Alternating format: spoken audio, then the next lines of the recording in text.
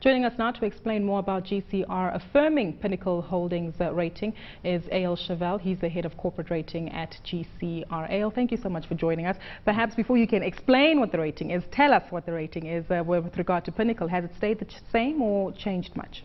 Yes, GCR has affirmed the long-term rating of Pinnacle at BBB+ and the short-term rating at A2. However, we have placed the rating on Rating Watch pending the outcome of the legal matters that the company is now facing. Let's go back to the BBB+ as well as the A2 level. What does that mean? Does this mean that it's still an investment for investors to look at, or is it one that comes with concerns? Yes.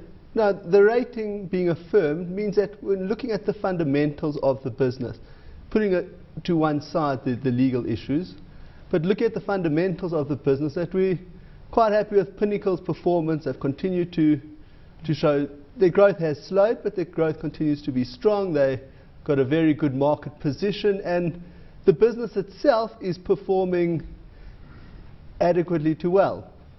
So, and therefore, the rating has been performed in line with our expectations. But the key issue here is the ratings watch, which you'll allude to regarding the bribery charges as well as the FSB probe. Yes, so obviously the bribery charge add a lot of uncertainty as to the rating.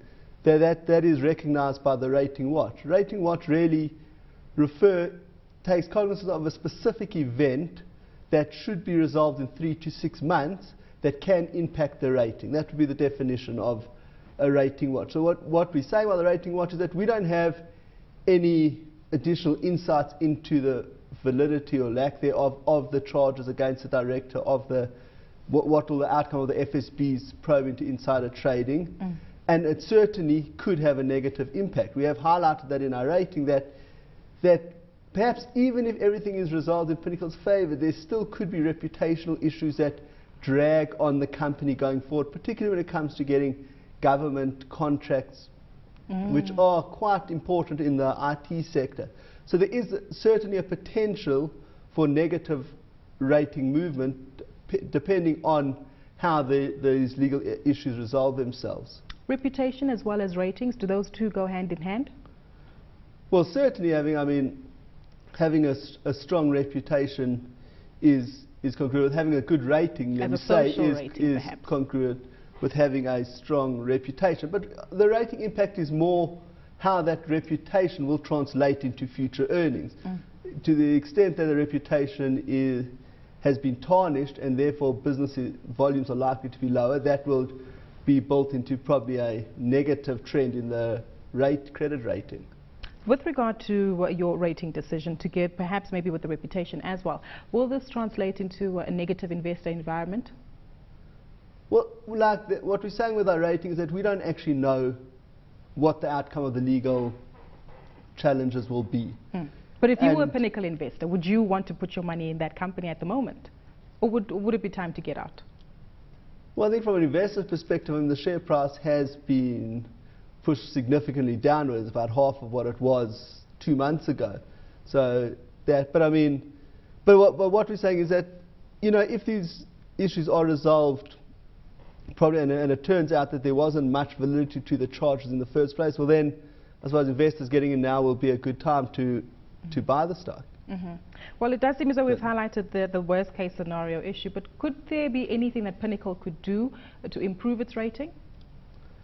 I think that the rating of Pinnacle is pretty full at the moment. I think BBB, the type of company it is, the size, the industry, BBB is largely at the top of where the rating could be at the moment.